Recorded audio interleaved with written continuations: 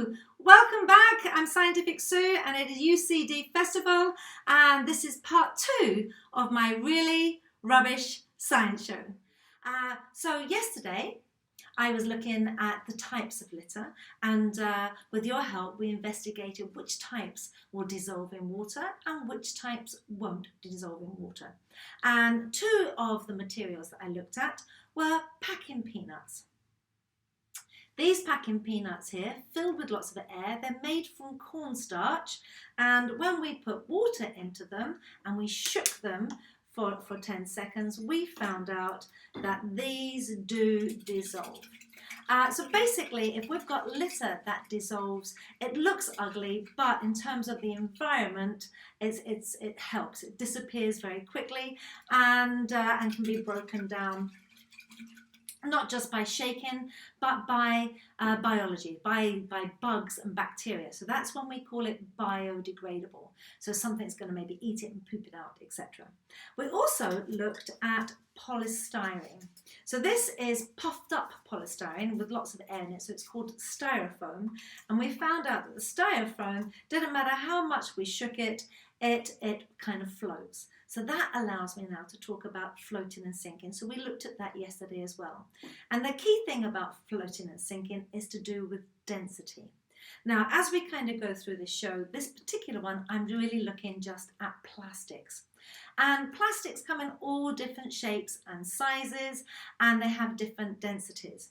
So if it's a big, thick bucket, it's going to sink down into the bottom of the sea. If it's got a density though similar to seawater, it's going to be submerged. It's going to be underneath the water and it's just going to be floating in between the top and the bottom. If it's lighter than the density of the seawater, it's going to float on top. But it's this litter here that's in the middle of the oceans that we worry about, because that's where our whales and our turtles are swimming and other fishes, and they're eating that litter. Now, talking about eating litter, what we're going to do here is we're going to look at the polystyrene and look at how we use it now for chewing gum, right? But first of all, let's kind of find out what's happening here. So I've got the polystyrene pieces here and I've got another liquid. So this liquid is called acetone, and many of you may see it in the form of nail varnish remover. And it's a material that you do not want to have anywhere near a lacquered surface because it will dissolve some materials. Not all plastics, but some plastics. So let's kind of pour some of it first of all into here, okay? So we're going to go in. I can hear it fizzing, and wow, my goodness, it has gone down to practically nothing. Right, so let's kind of bring this a bit closer now. So I've got a big jar full of this here now, okay? And when I put the acetone in, fizzing away again, and it just dissolves down, and we've kind of got that kind of plasticky liquid in the middle there. The liquid it's dissolving in is called a solvent.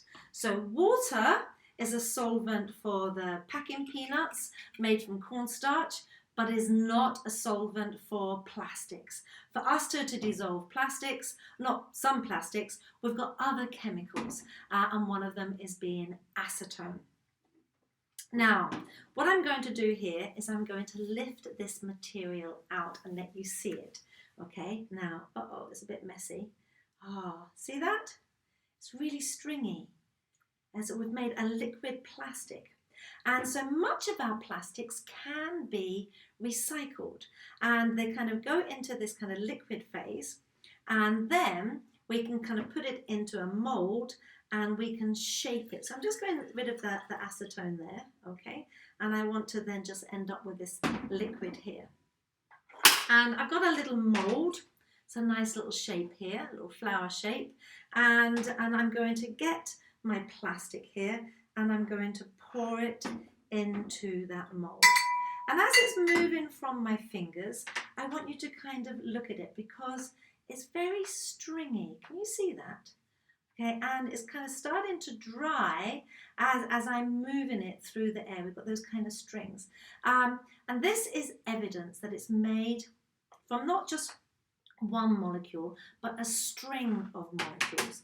And we call those strings of molecules polymers. Now, oh, look, that's very messy. Now, what is this reminding you of? I've got all of this kind of mess on my fingers. Right, so I put that into that mold. And so lots of the plastics can be recycled. And this is what they're used for. So what I've got here, it's genius. So it's gone into a mold and it's dried. It's also recyclable again, but rather than use those plastic ring pools which can trap animals in, remember I showed them yesterday, these ones here we keep and we put our cans on there, we go into the shops and then we take them away. So I love this. Not seen it in the shops at the moment, but hopefully this is going to come into the shops very soon. So we're using the plastic to make something which will get rid of another source of plastic and is environmentally friendly. It can be reused again and again and again. So we just saw there that the polystyrene was very kind of runny and stretchy, and that's because it's made up of long chain molecules. And what we have is one molecule that's repeated again and again and again and again. And we call these monomers. And then when we make them into long chains, they become polymers. And some materials that we have, we use the word poly in front of it. So polystyrene, polythene, and polyester. So what I want you to do is I want you to kind of think about making maybe a Lego car. So this Lego car will have about 20 to 30 little blocks to it. And if I made another one identical, and another one identical, and another one identical, and then join them all together, that's when we kind of make a polymer. And they're not they're not small chains. They are very, very, very, very long chains. Very, very noisy there. So that's our polymer. Now, lots of people love chewing gum, and chewing gum is now a man-made material. It didn't used to be. It used to be made from the sap from a sapodilla tree. So underneath here, I actually have a bubblegum factory and some of the natural sap that we get from the trees. So they kind of collect it from the tree. They cut the tree in crosses and then this white sap comes out. So there's my bubblegum. We're going to stick that there. And then they kind of process it and then they kind of put it into blocks like this, which are sent off to around the countries. Now, we can still get organic chewing gum, but it's very expensive. So what we're doing now is we are making our own. Now, if we are looking at this latex that comes from the tree, it looks like this. It's a white liquid, okay, and it flows and it's sticky, okay, and then what they do is they stir and stir and stir and heat, and then they kind of mix things in to make it a lot thicker. And that means then the chewing gum that we spit out, which we shouldn't do, but is spit out onto the ground, because it's made from plastic, means it will take years and years, decades even, for it to break down. But it never disappears. So I'm going to show you why. So first of all, let's make some. So I don't want a boring old white chewing gum. I want to have some yellow chewing gum. So we're going to put that in there. And what they do is they kind of add different chemicals in. So I'm going to put in some water there. And what I'm using for my polymer is something called PVA glue, polyvinyl alcohol. So I'm stirring this, and at the moment what I've got here is a mixture. So I've got my PVA glue that's made from those long chains, and I'm mixing it up now with water and some colouring. Of course, if it's in a chewing gum factory, we'll put flavours in there and we'll put sugars in there. And then we want to thicken it up. So to thicken this up, we're going to use a slime activator, because what I'm actually basically is making slime, because that's what chewing gum is. And so I'm going to very carefully measure out 30 millilitres of this material, this slime activator. I'm going to pour it all in, and then I'm going to stir and stir and stir.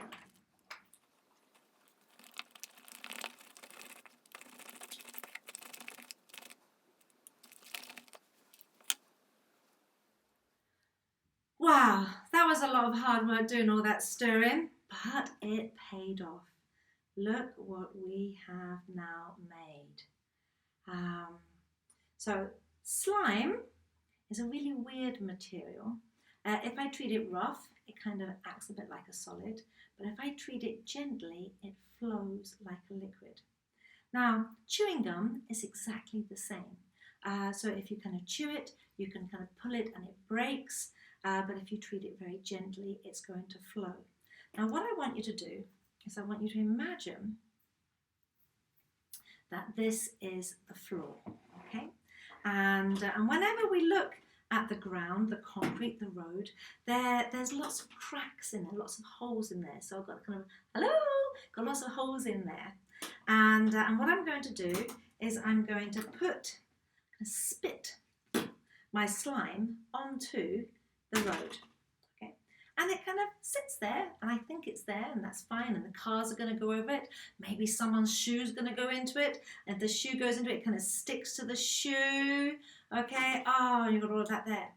But what we don't see is the fact that because when we treat it gently, it flows, it's going to start to go down through all of those holes.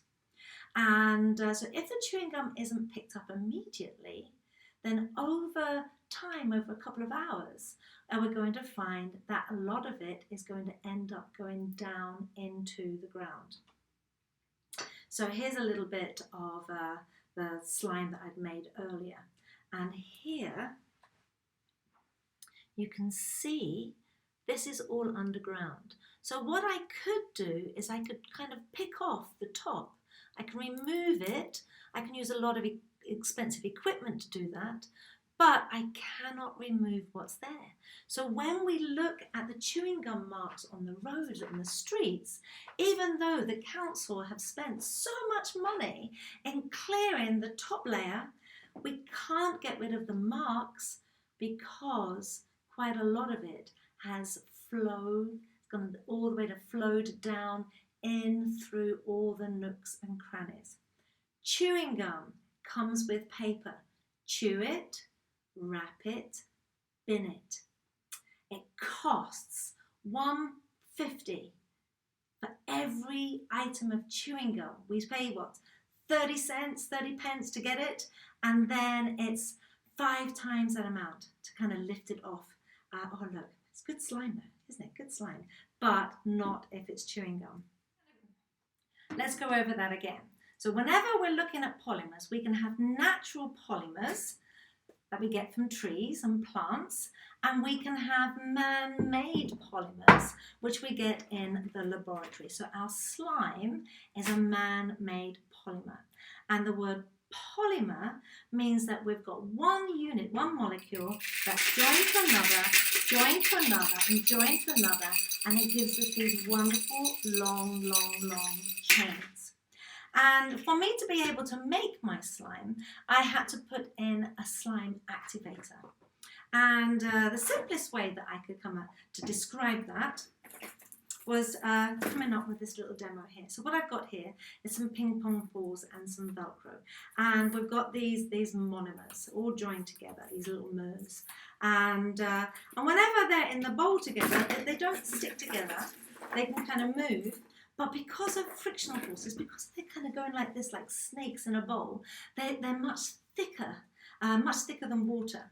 But our slime activator is made up of small molecules, like a bit bigger than water, but they're able to flow really easily.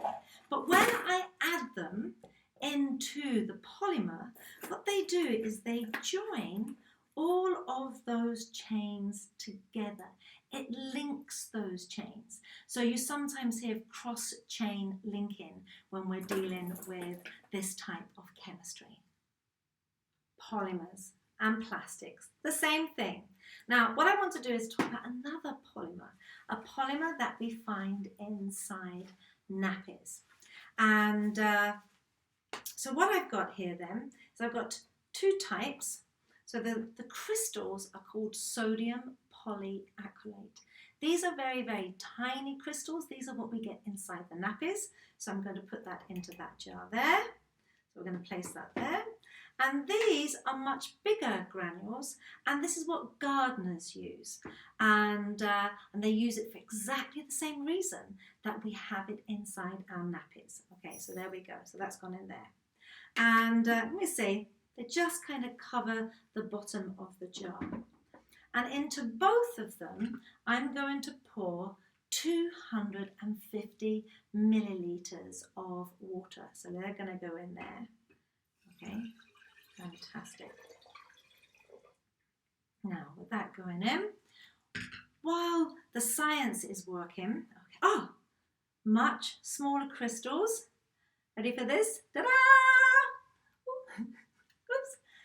It sucks up all of the liquid. It is amazing. I've got another amazing toy here. Let me show this to you. Okay, this is my Hoberman sphere. So yesterday I used this to kind of talk about how hot air expands and rises and then cools and sinks. And it's that expansion and contraction of air that gives us the wind that makes the litter blow around the countryside.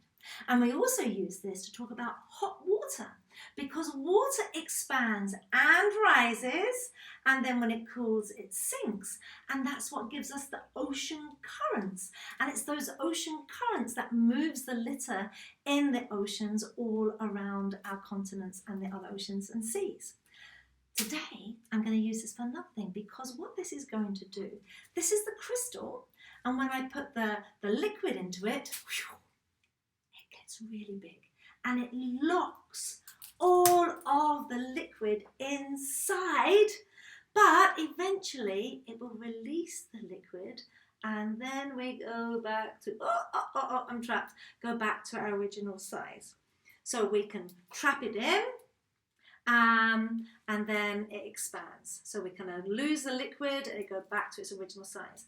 And this is why the nappies are so bad for the environment.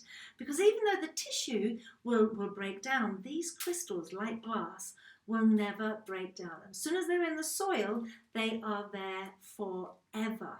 Now, in terms of litter, you won't believe what I found as I kind of walk around. And in the summertime, I have found used nappies left on benches in parks next to a bin. And what we've kind of got to think about now is the fact that animals love eating litter. So what I've got here, okay, I want you to imagine that this is the mouth of the little bird, and then this is its intestines. And it's kind of going to go down into the stomach area. From the stomach, it's going to go through the intestines, and then it's going to get pooped out. And birds, well, they love eating seeds. So I can kind of feed my little bird some seeds, and they're going to go down its throat. They'll get broken up, and then they will come out as little bits of poop. Oh, I have to go in first. There we go, little bits of poop. Now, sometimes though, as well as the seeds, we'll find bits of litter. This is a very tiny part of a balloon. Balloons, when they're released, they go up into the sky. It gets really cold.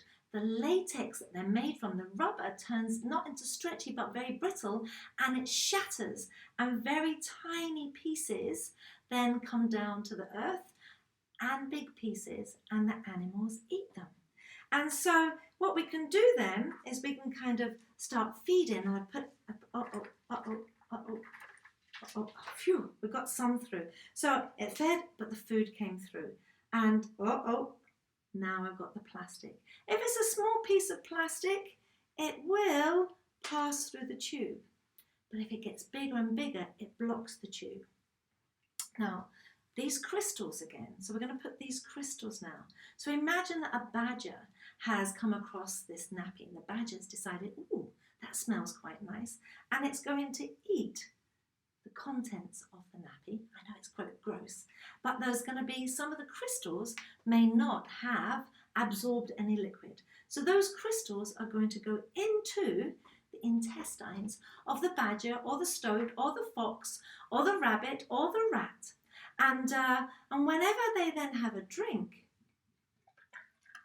it's going to end up being inside their system. And then when they have another drink, that drink can't go anywhere.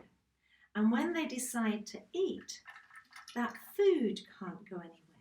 So they end up eating and eating and eating, and we're finding that everything gets blocked up. And then, unfortunately, the animal dies.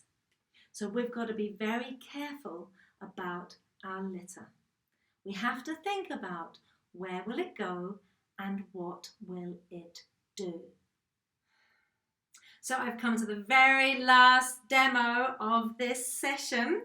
And so before we do it, I want to kind of revise a few things that I was talking about. So mainly in this session, we've been looking at plastics. Plastics are made from polymers and they do not dissolve in nature. In fact, it could take between 20, if it's a thin plastic bag, to 200 to 2,000 years for them to break down. But they don't disappear. They just go into smaller and smaller and smaller particles, which means the smaller animals are eating them. And who eats the smaller animals? We do. So we don't want the plastics there. Now, scientists are amazing. So they have been inventing new materials. So what we've got here, it looks like plastic, feels like plastic, but it's made from cornstarch. And as we saw earlier, cornstarch does dissolve in water.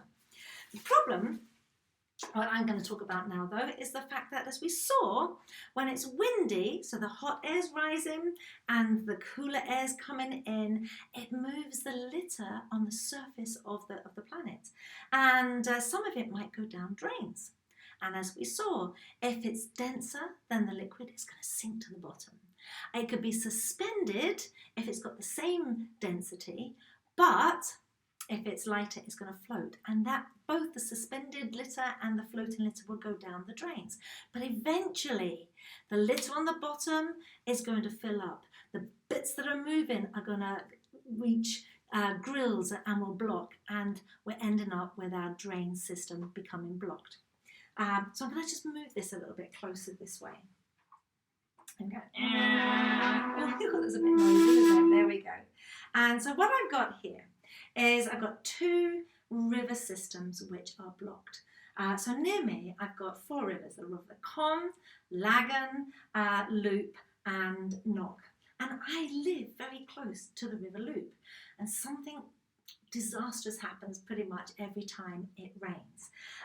So imagine the litter's going down, it's blocking up the drains.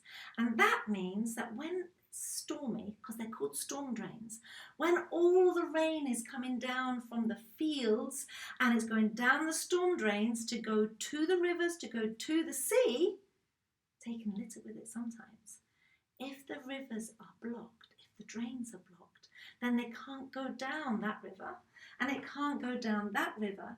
So the water that should have been split between four rivers is now only going to go down two. Now, what I've got here is a little device which is holding Mentos for me. 4 Mentos. And so I'm going to put my bottle in there. And so I've got my Diet Cola. That's what they say we should use. And I'm hoping that when I pull a little lever here, that's going to allow the Mentos to go down into my cola.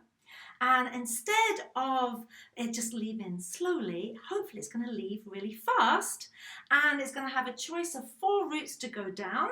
Unfortunately, these two are blocked, So it's only going to be able to go into these 2 rivers. But look, I'm using very big measuring cylinders to make sure I don't get a mess. Okay, now, when we finish this, I just want you to keep thinking. When we put litter on the ground, where does it go? What does it do? So 3, 2, 1. Oh my goodness! We got a flood! Oh my word! You could do this at home. I built this so you can become your own engineers. Now, tomorrow, we're going to be looking at smart materials. We're going to be looking at graffiti and again at some of the things that litter does to our environment. So I'm Scientific Sue. Thank you so much for watching and I'll see you again tomorrow. Bye!